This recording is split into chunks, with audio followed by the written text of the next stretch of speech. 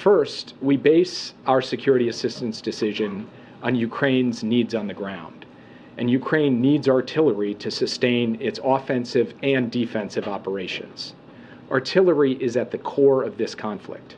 Ukraine is firing thousands of rounds a day to defend against Russian efforts to advance and also to support its own efforts to retake its sovereign territory.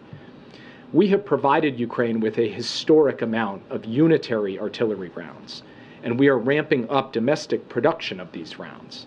We've already seen substantial increases in production, but this process will continue to take time, and it will be critical to provide Ukraine with a bridge of supplies while our domestic production is ramped up. We will not leave Ukraine defenseless at any point in this conflict, period. Second, Russia has been using cluster munitions since the start of this war to attack Ukraine. Russia has been using cluster munitions with high dud or failure rates of between 30 and 40%.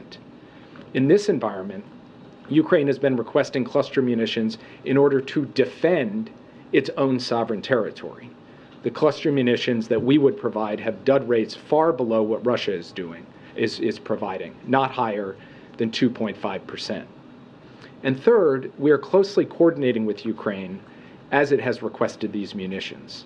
Ukraine is committed to post-conflict demining efforts to mitigate any potential harm to civilians, and this will be necessary regardless of whether the United States provides these munitions or not, because of Russia's widespread use of cluster munitions.